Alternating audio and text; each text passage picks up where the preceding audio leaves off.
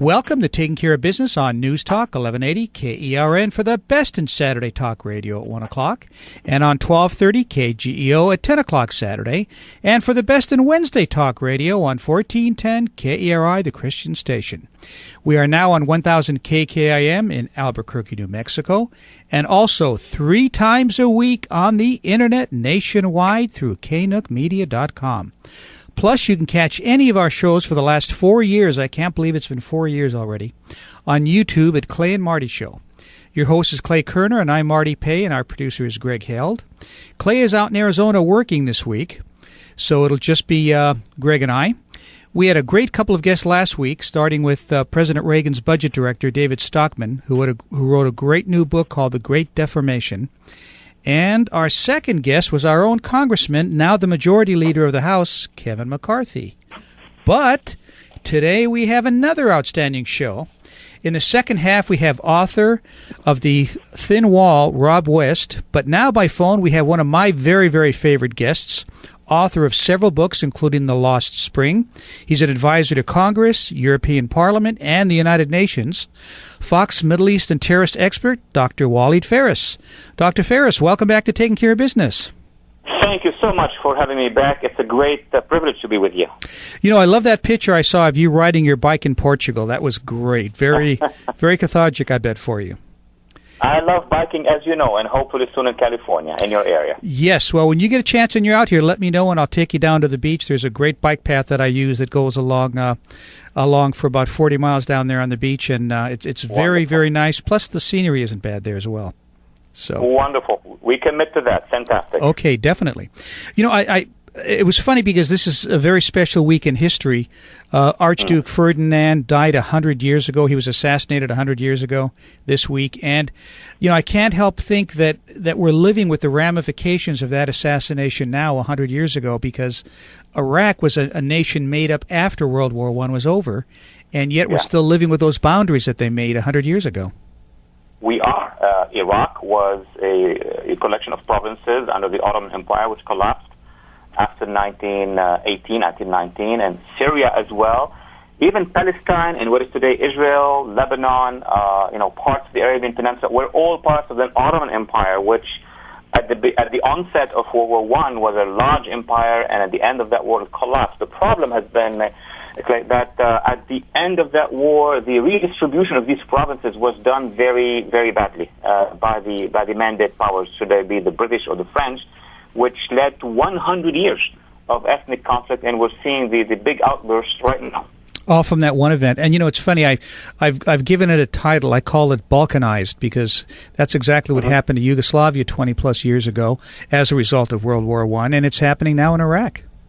It is, Marty. It's happening now in Iraq in front of our own eyes. In the 21st century, we thought that nationalism, ethnic conflict, religious minorities was the business of past centuries. I mean, in the 20th century, of course, we saw that in Yugoslavia, but we saw that in Sudan, in Africa, in Nigeria, but it's coming back. But the reason why it's coming back has to do also with our policy. We had an opportunity 11, 12 years ago, and specifically 5 years ago, to help civil societies in those regions to reach accommodation, to reach peace, to reach mutual recognition. Unfortunately, we sided with the wrong people over the past 5 years. In North Africa, Egypt, Libya, Tunisia, we sided with the Muslim Brotherhood. We thought that they would be the partners to stabilize. In fact, they were rejected by their own people.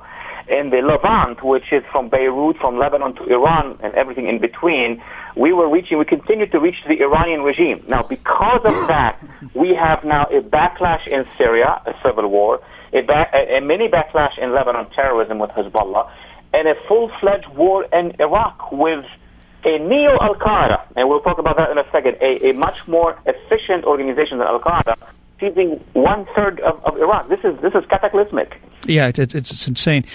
For our listeners, I'd like to define a few terms for us, okay? The terms that are coming up again this week.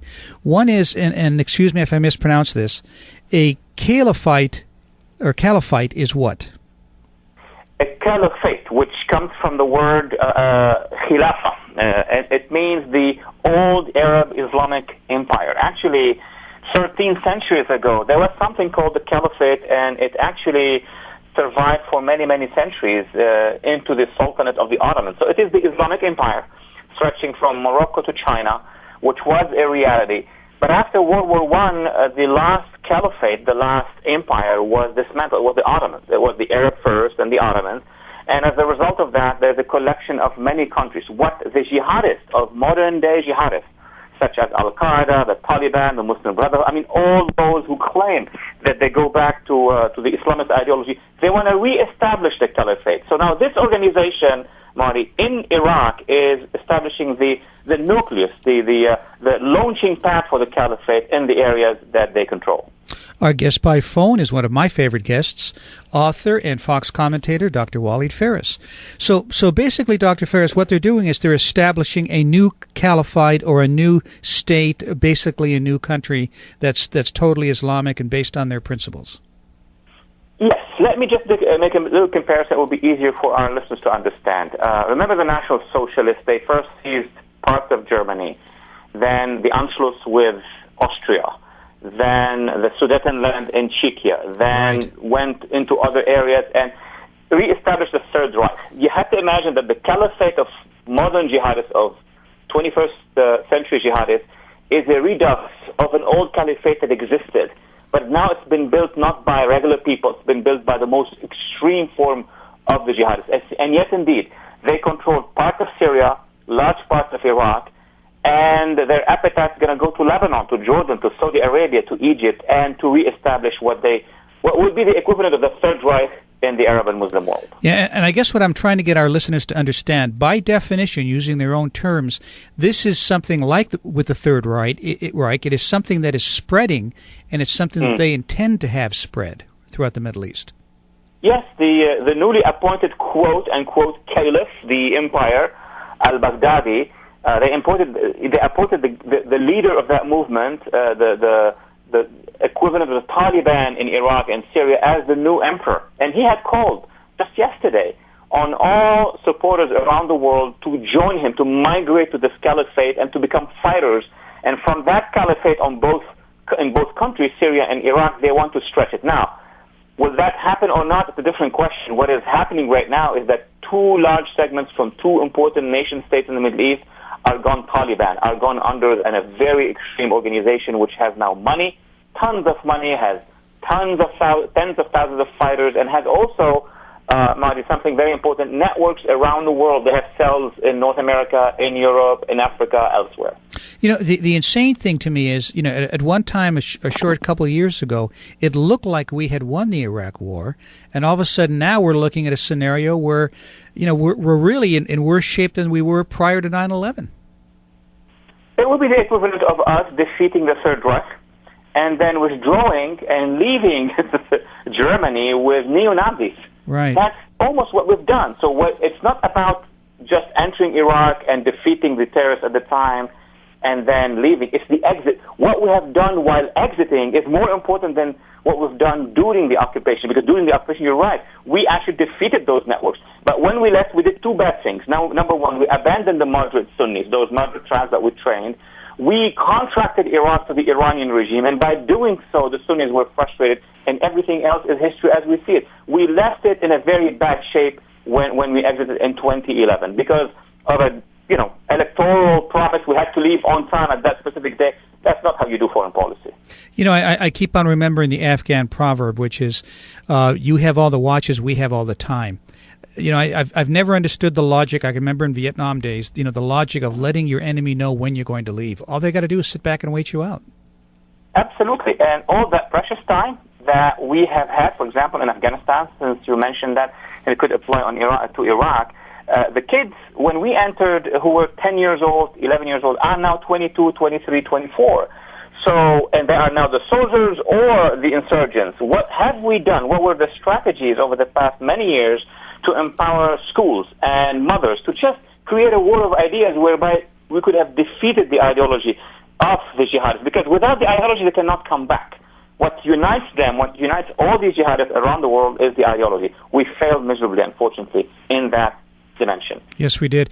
If we would have left troops there for a couple of years and, just to train the Iraqis at least, would that have made a difference? Or is this just one of those natural progressions that was going to happen anyways, where you've got three different nations out of Iraq?